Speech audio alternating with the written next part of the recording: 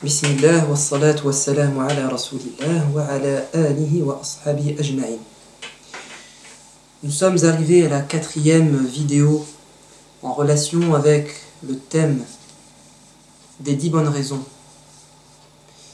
qui nous permettent de jeûner selon le calcul astronomique, de débuter, de terminer notre mois du Ramadan selon les données scientifiques de notre époque. Nous avions dit dans la première vidéo qu'il fallait rester cohérent. Puis dans la seconde, dans la deuxième, que la vision n'était qu'un simple moyen et non pas une fin en soi. Et dans la troisième, c'est un moyen, c'était le seul moyen possible et non pas le seul moyen autorisé. Grande différence entre la permission et la constatation d'une réalité. Le prophète ne parle pas sans être en phase avec sa réalité. Il est le prophète de l'humanité, mais il est d'abord là pour éduquer des gens. Il est d'abord là pour transformer une société. Donc il est en phase avec sa réalité. Il est obligé de composer avec les données, les paramètres de son milieu. Et nous devons donc, dans chacun de ses propos, comprendre le pourquoi du comment, analyser les propos du prophète à la lumière de leur cause particulière et de leur finalité. Auquel cas contraire, nous allons nous égarer dans la bonne compréhension de la religion. Le mot jihad détaché de son contexte, que ce soit par les orientalistes ou par certains extrémistes ou littéralistes, amène à des compréhensions erronées et ont des conséquences graves. À chaque fois, il faudra se demander si le propos du prophète a une portée générale, il est absolu, ou une portée restreinte liée à la réalité. Quelques exemples.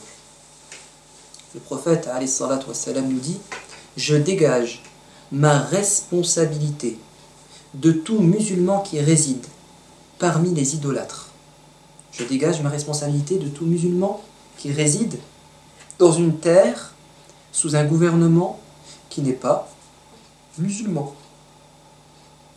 Hadith utilisé par beaucoup de personnes pour inviter les gens à quitter l'Occident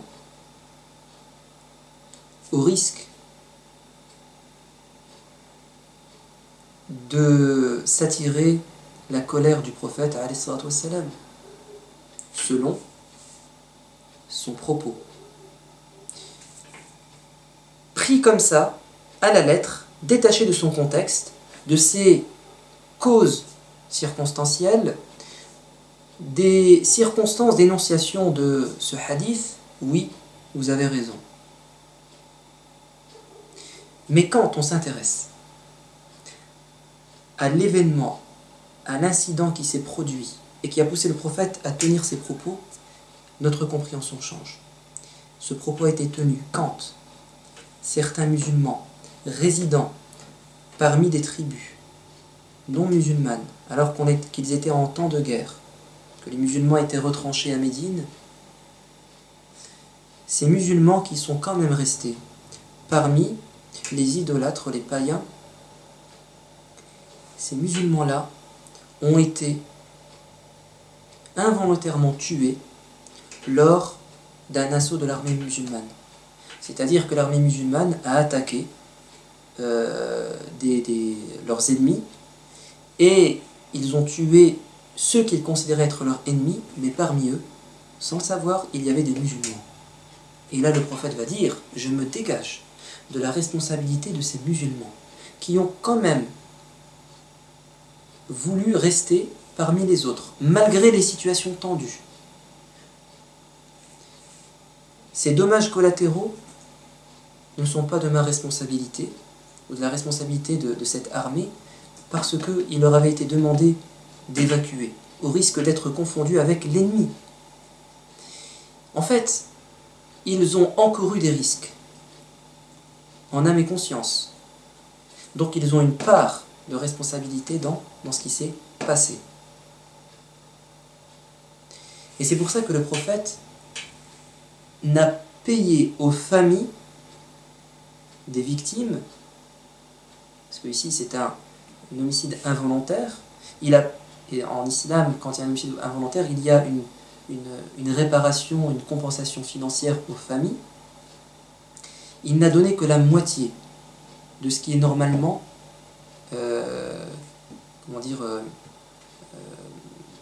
donné dans ce genre de cas, en disant ils ont une part de responsabilité. Donc il n'a donné aux familles qu'une compensation de moitié, enfin, la moitié en fait. Ce qui veut dire que ce hadith ne concerne pas les musulmans qui vivent aujourd'hui en Occident. Ça n'a rien à voir. Et le prophète ne va pas nous désavouer, parce que certains ont traduit ce hadith en ces termes: je me désavoue, ou je désavoue les musulmans qui résident. Et ça, c'est une traduction erronée. Parce que quand il dit je désavoue, on pense que ça n'a rien à voir avec une compensation financière. Or ici, la vraie traduction, c'est je dégage ma responsabilité financière. Et non pas je désavoue.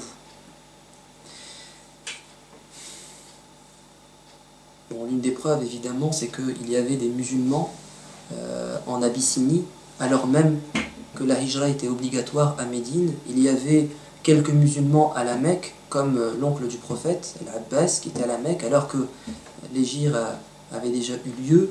Donc il y avait des musulmans à l'époque du prophète qui vivaient dans des contrées non musulmanes, et il n'y avait pas de souci, tant qu'ils vivaient en paix. Un autre cas de figure, un autre propos prophétique. Une femme ne doit voyager qu'en compagnie d'un proche, une personne avec qui elle ne peut pas se marier, qui va l'accompagner dans son voyage. Certains interdisent aujourd'hui aux femmes de voyager, de prendre l'avion seules. Donc quand on dit seul, c'est-à-dire sans être accompagnées de leur frère, de leur père, de leur oncle.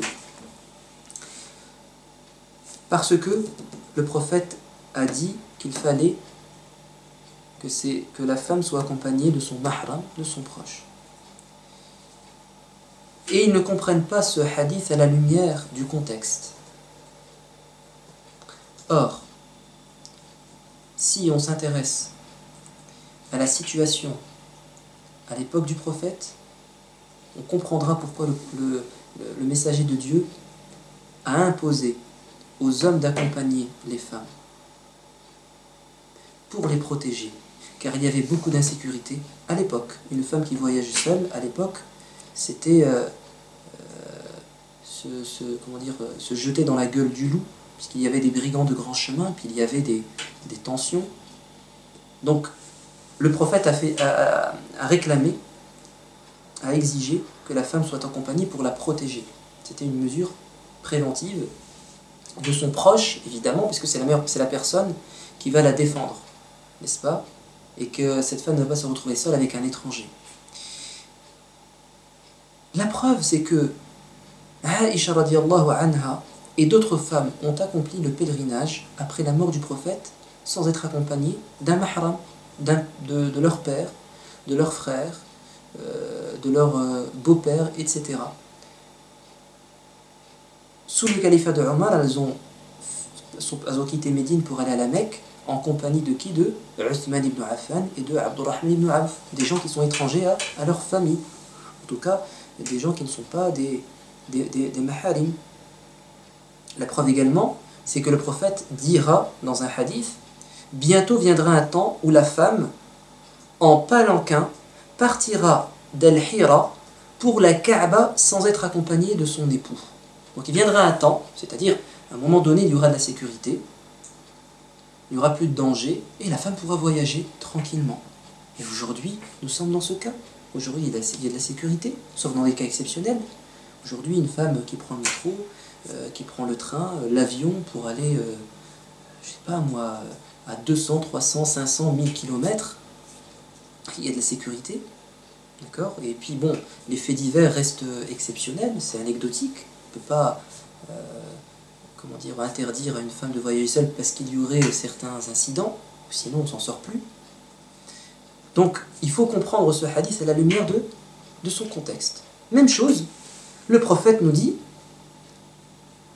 en parlant des bêtes égarées qui se sont sauvées de leur enclos, ils sont pourvus, ici il s'agit des chameaux, ils sont pourvus de sabots et de pattes, ils s'abreuveront et se nourriront d'arbustes jusqu'à ce que leur propriétaire les retrouve. Ne cherchez pas à les enfermer, à les garder chez vous.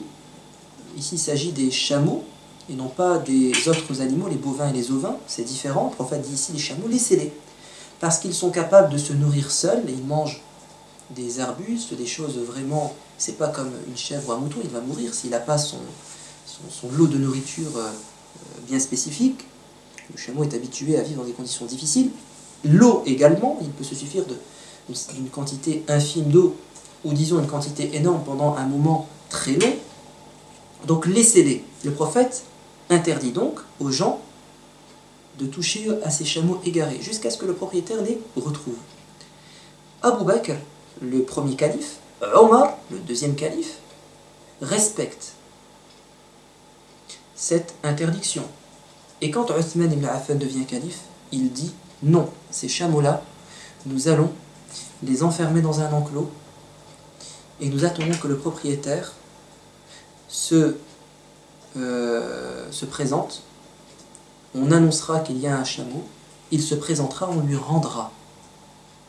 Pourtant c'est contraire à ce qu'a dit le prophète. Et Uthman dira, car la situation a changé. Aujourd'hui, si on les laisse, ils vont être volés. À l'époque, il y avait une certaine sécurité, les gens étaient intègres, dignes de confiance. Plus aujourd'hui, la société a changé, donc les mesures doivent être changées.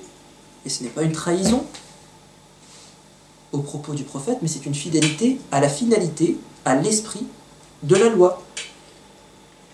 La preuve, c'est que Ali ibn Abi Talib lui-même va continuer dans la même lignée, mais par contre, lui, il ne gardera pas les chameaux dans les enclos, mais il va les vendre. Et si le propriétaire revient, il lui donne l'argent suite à la vente du chameau. Car il considérait que garder le chameau, c'était trop coûteux, etc. Le voyageur seul est un diable, nous dit le prophète. Ar-rakibu shaytan. Et les deux voyageurs sont deux diables. Et les trois voyageurs ne le sont pas. C'est-à-dire que si tu voyages seul ou avec un ami, selon ce propos prophétique, tu es un diable. Alors qu'est-ce que ça signifie? Ça signifie soit que tu ressembles au diable, car il est souvent seul, soit tu as répondu à l'appel du diable, car il veut que tu voyages seul, ou alors tu t'es exposé à la tentation du diable, ou à des dangers que le diable te prépare, te guette. La preuve, il est dit dans un autre propos prophétique, vous devez rester en groupe, vous attacher au groupe et vous écarter de la division, de la solitude, car le diable s'en prend à la personne seule et quand ils sont deux, c'est plus difficile pour lui de les tenter. Et il a dit un jour, ne vous éparpillez pas, ne dormez pas à la belle étoile dans des endroits éparpillés, mais rassemblez-vous, car dormir comme ça, chacun de son côté, c'est quelque chose que le diable aime. Donc le prophète nous interdit de voyager seul, n'est-ce pas? Ou sinon tu ressembles au diable, ou tu réponds à son appel. À moins que tu comprennes cette parole prophétique selon le contexte dans lequel vivait le prophète. Oui, à une certaine époque, dormir seul, être seul, c'était dangereux. Et c'est ce que voulait le diable, pour qu'il arrive, que ces gens, il leur arrive un malheur. Mais aujourd'hui, tu voyages seul, et tout va bien. Et puis il y a de la sécurité. Tu n'es pas un diable. Vous imaginez si vous deviez à chaque fois, pour partir à Paris, vous êtes dans le Nord, vous partez à Paris, prendre avec vous 2 personnes? Parce que si vous prenez une personne et qu'elle revient après, elle sera seule. Donc vous lui payez son voyage. On ne peut pas comprendre ce hadith à la lettre. Il faut le comprendre à la lumière de son contexte. dernier hadith, les chefs viendront de Quraysh. Les chefs, ceux qui vous dirigeront, dit le prophète, seront forcément issus de la tribu de Quraysh. Donc le calife ottoman, l'empire ottoman qui a duré plusieurs siècles, tous ces gens qui dirigeaient le monde musulman à cette époque, n'ont pas respecté cette parole du prophète. Ils étaient égarés, puisqu'ils étaient au pouvoir et ils ne faisaient pas partie des Arabes, et encore moins de la tribu de Quraysh. Non, pas du tout. C'est parce que le prophète il dit ça parce qu'à son époque, c'est la tribu de Quraysh, le clan des Quraysh, qui incarne la puissance. Et c'était eux qui étaient capables d'unifier les différentes tribus arabo-musulmanes. C'était eux qui étaient capables d'appliquer la justice, d'appliquer les lois. Leur autorité était respectée. Donc le prophète dit, ils doivent venir de Quraysh. Donc c'est en fait tout simplement un propos venant, c'est une analyse politique, disons, qui peut changer. Donc quand le prophète nous dit « Jeûnez selon la vision de la lune, jeûnez que si vous voyez le croissant », est-ce que c'est quelque chose d'éternel? Est-ce qu'on doit toujours s'attacher à la vision? Ou alors c'est rattaché à une époque? Mais c'est rattaché à une époque, évidemment, mes amis. Puisqu'il dit « Nous sommes une communauté illettrée, nous n'écrivons pas et nous ne calculons pas. Jeûnez si vous le voyez, et rompez votre mois de jeûne, finissez si vous le voyez. » Donc le prophète, il fait référence à l'état de la communauté de son époque. Vous prétendez que nous sommes condamnés à être illettrés, nous devons rester ignorants du calcul et de l'écriture? C'est pas possible. Ce n'est pas possible, puisque le prophète lui-même a invité à la science. Dieu a invité à la science, au calcul, à la lecture, à l'écriture. Donc autrement dit, si à un moment donné, ma communauté devient lettrée, intelligente, scientifique, alors elle connaîtra le calcul, l'écriture, et elle pourra jeûner autrement que selon la vision. Il nous incombe de comprendre notre religion à la lumière des finalités, de comprendre les textes en les rattachant à leur contexte, les paroles en les rattachant à celui qui parle, au milieu dans lequel il parle, au public visé, à l'état dans lequel il est, etc., etc. Ou sinon on s'égare. Dans la prochaine vidéo, nous mettrons en exergue, en valeur, les aspects positifs du calcul. Et nous prouverons que le calcul est plus fidèle à l'esprit d'Islam. Et que la vision aujourd'hui, je dis bien aujourd'hui, trahit l'esprit de l'islam et ne réalise pas ses objectifs.